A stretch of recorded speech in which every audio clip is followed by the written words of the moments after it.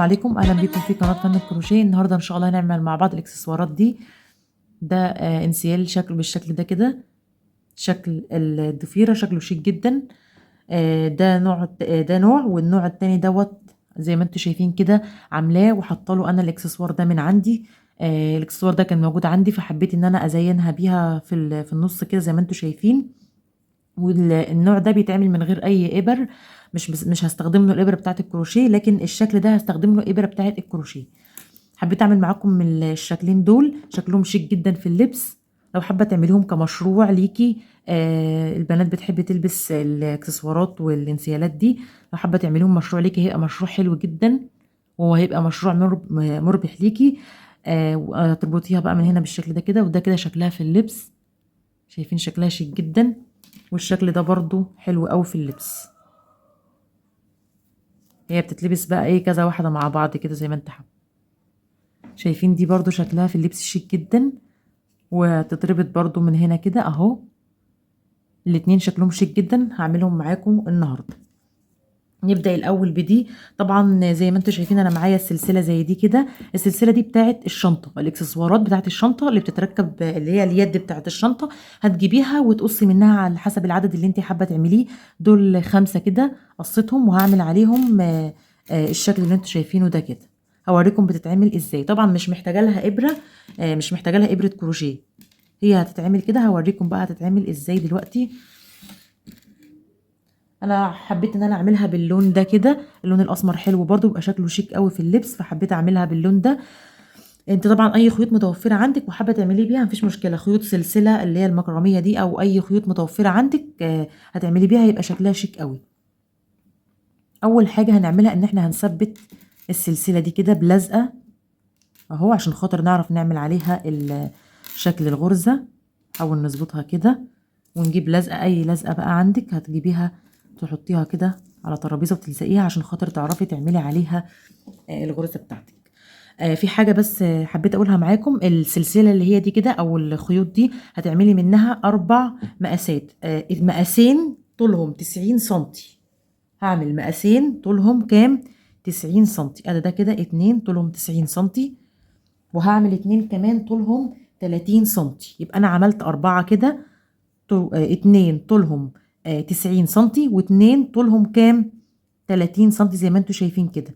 لان انا لما اجي اعمل لما اجي اعمل الاكسسوار هعمل الجنب ده لوحده، وبعدين هرجع تاني اعمل الجنب التاني، الجزء التاني اعمل الجزء ده الاول وبعدين الجزء التاني. فهحتاج 4 من الخيوط، 2 طولهم 90 سنتي و2 طولهم 30 سنتي بس كده. ده كده هو ده كده الايه الحاجات اللي احنا محتاجينها للاكسسوار. اول حاجه هجيب المقاس الصغير اللي هو 30 سنتي، وهدخلها من السلسله زي ما انتم شايفين كده اهو. هحاول ابعد دي كده عشان خاطر اعرف اتحكم فيها اهو. بس كده هظبطهم قصاد بعضهم بالشكل ده كده من هنا، وهجيب لزقه تانية وهلزقهم بيها، بس احاول اخليهم قصاد بعض عشان يبقى مظبوطه. وزي ما انتم شايفين كده لزقه من هنا كده برضو علشان اقدر ان انا اتحكم فيها بس. وهجيب التانية اللي هي طولها 90 سنتي، هدخلها من تحت دي كده اهو زي ما انتم شايفين كده. وهعمل ايه؟ وهربطها ربطة عادية خالص اهو. احاول ان انا اخليهم برضو ايه، احاول اخلي الطرفين دول قد بعض اهو، اظبطهم انا واخليهم قد بعض. عملت العقدة دي كده عملتها. اللزقه بس كانت فكت فانا ظبطتها. حاولي ان انت تلزقيها على حته كبيره علشان خاطر ما تفكش معاكي كده. ربطت اول ربطه او اول عقده بالشكل ده كده. هنعمل ايه تاني؟ هنجيب ده كده، هنعمل مره من الجنب اليمين ومره من الجنب الشمال. هنجيب الجنب اليمين زي ما انتم شايفين كده، يا رب يكون ايه شرح واضح قدامكم. زي ما انتم شايفين الجنب اليمين عملتها تنتها بالشكل ده كده. هجيب الجنب الشمال هعديه الخيط، همسكه كده اعديه من فوقها كده، هعديه ايه من فوقيها كده بالشكل ده كده زي ما انتم شايفين. انا وانا بعمل تجيبيها تعمليها معايا قدامي في الفيديو عشان خاطر تظبط معاكي. هجيب الطرف ده كده بقى، هرفع الاتنين دول شايفين كده اهو.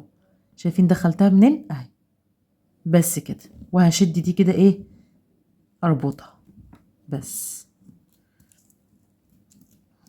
اهو، شايفين كده اهو واضحه.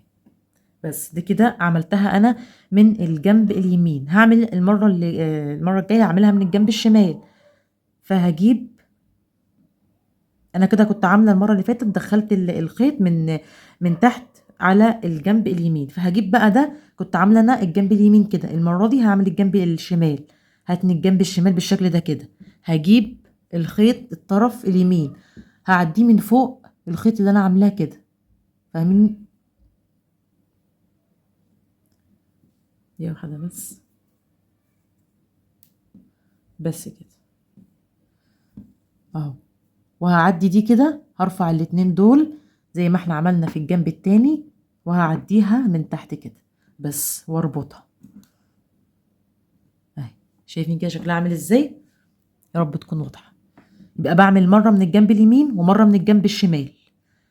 زي ما انتم شايفين كده انا عملت مره الجنب اليمين ومره الشمال. هعمل بقى الجنب اليمين، هاتني الجنب اليمين، هعمل تانية للجنب اليمين، اجيب الجنب الشمال الخيط من الشمال اعديها فوق اليمين زي ما انتم شايفين، وهجيب الخيط ده كده هدخلها من تحت كده وهربطها واعمل عقده كده اهو زي ما انتم شايفين كده. اعملها معاكم تاني.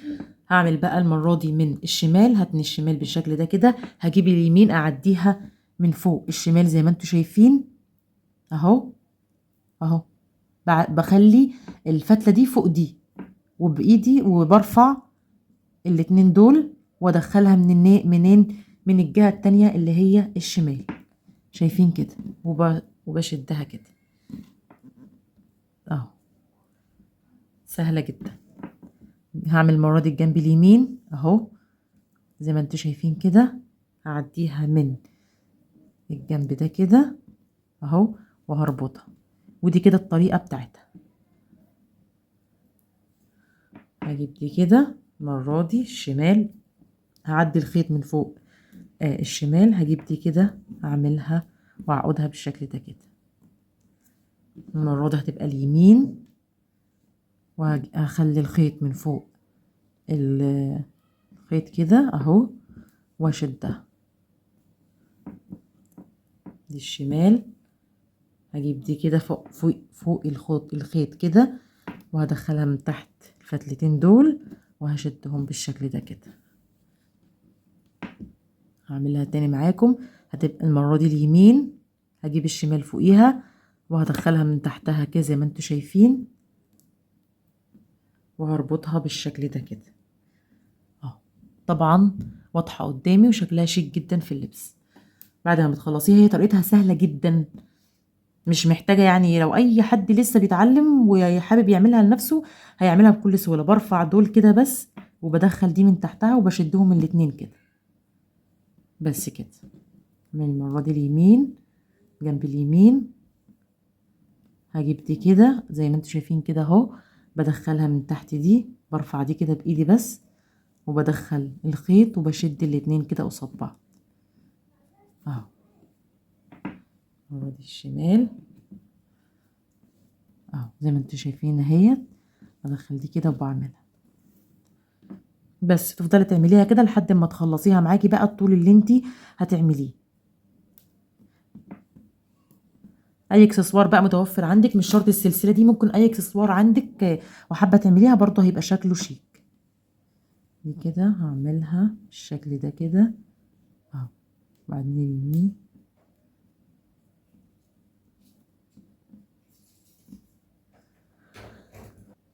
انا خلصتها بقى لحد كده زي ما انتوا شايفين. عملت معاكم الجنب ده. هعمل بقى اللي هتعمله انتوا الجنب التاني. هعمل انا الجنب التاني وبعدين اوريها لكم. هي دي كده هيبقى طريقتها. هتشيلي بقى اللزقه من هنا كده وهتجيبي الجنب التاني كده اهو، هتلزقيها برضو بنفس اللزقه. اوريكم بقى ديت وايه كملوها في الفيديو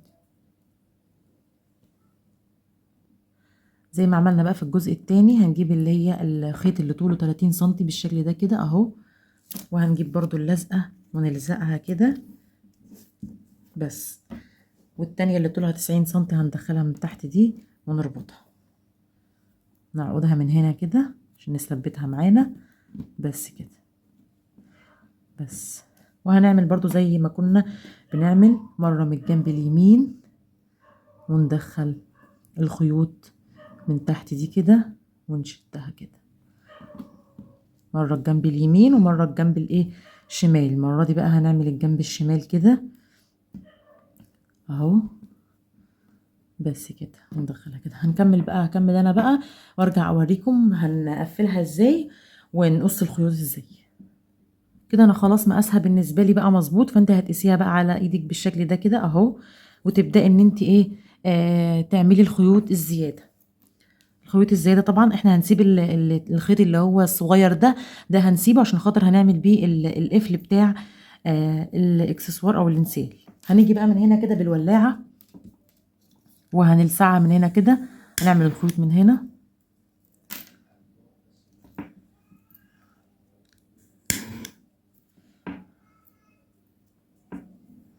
اهو.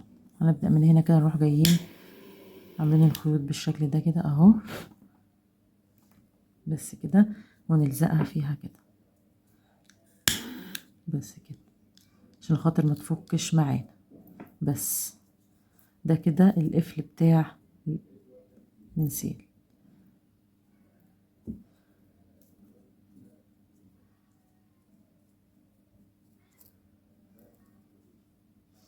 هتيجي برضو من هنا كده هتعمليها بالولاعة كده، بس هي الخيوط لما بتعمليها كده بتعمل لوحدها بس كده. وباجي وايه بحاول ان انا اسيحها شويه والزقها هنا كده عشان خاطر ما يفكش معايا. ده كده القفل اللي انا بعمله للانسيال بالشكل ده كده اهو. هعمل بقى الجنب التاني كده زي ما عملت ده. انا كده خلاص بقى خلصتها بالشكل ده كده زي ما انتم شايفين، وقصيت الخيوط من هنا وعملتها بالولاعه عشان خاطر ما تفكش معايا. انا هوريكم بقى حاجه هعملها، حابه ان انا اعمل لكم رباط او قفل كده تقفلوا بيه الانسيال بشكل حلو وما يكونش ايه، ويبقى شكله شيك كده وما يفكش منك. هجيب الاتنين دول قصاد بعض كده زي ما انتم شايفين كده اهو، وهجيب معايا اي رباط زي ده كده او يكون اكبر شويه، وهدخلها من تحت الاتنين دول زي ما انتم شايفين كده اهو، وهربطها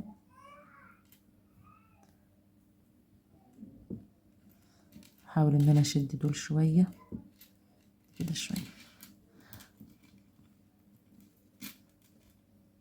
وزي ما كنت بعمل كنت بجيب بعمل جنب وجنب، هعمل برضو هنا كده عشان خاطر ايه اهو. هجيب الجنب ده كده، هجيب ده كده وهدخل ده، وهجيب ده فوق ده كده وهدخل دي كده من تحت زي ما انا كنت بعمل قبل كده اهو، وهجيب دي كده عشان خاطر يربط معايا بشكل كده ايه حلو. لما اجي البس الانسيال يبقى سهل معايا في الفتح والقفل ما يضايقنيش اهو، زي ما كنت بعمل في التانية الاتنين سردون كده ماشي. اجيب بقى الجنب التاني ده كده اهو، اجيب ده كده اعدي ده من فوقيه وادخلها من تحت الخيوط، احاول ان انا اعملها كده ادخلها من تحت الخيوط كده زي ما انتم شايفين اهو واربطها. هي بس عشان صغيره فانا ايه مش عارفه املكها كويس اهو بس كده. اجيب دي كده تاني دي واجيب دي من فوقيها ادخلها من هنا كده واشد الاتنين بس كده.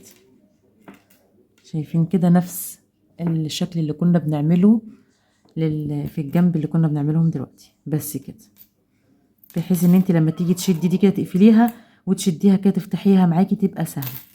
هعمل واحده كمان عشان خاطر تكون واضحه قدامكم اهو. اجيب الجنب ده كده واشد ده اهو، ادخلها من تحتها بالشكل ده كده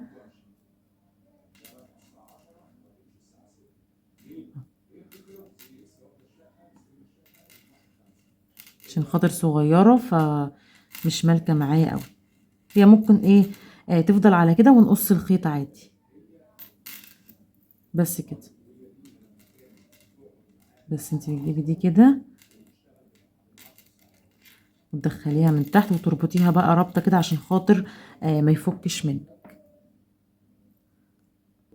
هنيجي بقى من ورا بالشكل ده كده ونروح جايين رابطينها رابطة كده ايه على دي كده صغيرة كده، ونتأكد ان القفل بتاعنا مظبوط. بنشد ده كده بيقفل معانا اهو. تشدي دي كده تقفل معاكي، تشديها كده تروح فاتحة. الخيوط بقى الزيادة دي كده هعملها بالولاعة زي ما عملت التانية بعد ما بربطها كويس جدا عشان ما تفكش معايا. بجيب الولاعة واروح جايه عاملاها بيها. حاول ان انا اعملها كده اهو عشان احط الولاعة. انتوا شايفين كده بس. هلسع دي بقى والزقها فيها عشان ما تفكش بس كده طرف الولاعة كده بس. برضو الفتلة اللي باقية من هنا كده هعملها برضو بنفس الطريقة بس كده تسيح معايا. بشدها كده وبروح جايه مثبتاها هنا كده بس خلاص. ده كده الشكل النهائي زي ما انتوا شايفين. انا باجي البسها بقى نوسع دي خالص وبلبسها عادي اهو، وبروح جايه ايه شداها كده. شايفين كده قفلتها شكلها شيك جدا وسهل اهو. طريقتها في اللبس سهله جدا. لو حابه تعمليها بقى بالرباط زي ما انا كنت عاملاها دي كده برضو هتبقى سهله. اللي يعجبك بقى. عملت لكم نوعين كده من الاكسسوارات زي ما انتوا شايفين كده اهو. طبعا من هنا هتيجي تفكيها هتشدي دي كده وهتتفك معاكي بس كده. ومن هنا كده بقى هتعقدي دي كده عقده كده من هنا او ربطه كده بس. وده كده طريقه الفيديو بتاع النهارده. المثال التاني لو حابين ان انا اعمله لكم اكتبوا لي في الكومنتات، لان الفيديو عشان خاطر الفيديو ما يبقاش طويل معايا فممكن اعمله لكم في فيديو تاني. لو حابين شكله او طريقته بكتبوا لي وانا اعمله لكم في فيديو تاني، لان الفيديو هيبقى طويل معايا قوي. يا رب الفيديو يعجبكم. ما تنسوش بقى الاشتراك في القناه عشان خاطر يوصل لكم كل الفيديوهات اللي انا بعملها. سلام عليكم.